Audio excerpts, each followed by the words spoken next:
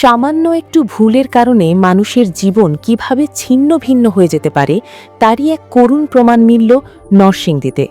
সকালে নরসিংদী শহরের বিলাসদী 0 পয়েন্ট এলাকায় ঢাকা থেকে ছেড়ে আসা চট্টগ্রামগামী সোনার বাংলা এক্সপ্রেস ট্রেনের নিচে পড়ে ঘটনাস্থলেই প্রাণ হারিয়েছেন এক যুবক। রেলওয়ে পুলিশ ও স্থানীয় সূত্রে জানা গেছে, নরসিংদী রেলওয়ে স্টেশনের পার্শ্ববর্তী এই জনবহুল এলাকায় প্রতিদিন অসংখ্য পথচারী রেল লাইন পারাপার করে। বটতলা, জজ কোর্ট, ডিসি অফিস ও উপজেলা মোড়ে যাতায়াত করেন। সকালে অজ্ঞাত এই যুবক বিলাসদী 0 পয়েন্ট এলাকায় রেল লাইন পার হওয়ার সময় চট্টগ্রামগামী সোনার বাংলা এক্সপ্রেস ট্রেনের নিচে কাটা পড়েন। এতে ঘটনাস্থলেই তার মৃত্যু হয়।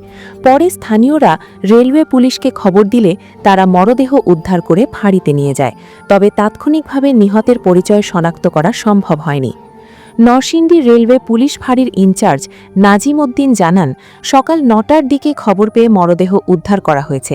পরে বিষয়টি পিবিআই নরসিংদীকে জানানো হলে তারা নিহতের পরিচয় শনাক্তে কাজ শুরু করে। এ বিষয়ে বর্তমানে আইনগত প্রক্রিয়া চলমান রয়েছে। অন্যদিকে ঝিনাইদহের কালীগঞ্জ উপজেলার 12 বাজার এলাকায় ট্রেনে কাটা পড়ে অজ্ঞাত এক তরুণীর মৃত্যু হয়েছে। 12 বাজার রেলওয়ে স্টেশনের প্রায় 500 গজ দক্ষিণে এই দুর্ঘটনা ঘটে। প্রত্যক্ষদর্শীরা জানান, অজ্ঞাত ওই মেয়েটি দীর্ঘক্ষণ রেল লাইনের পাশে দাঁড়িয়েছিল। পরে ট্রেন এলে তিনি ট্রেনের নিচে কাটা পড়েন।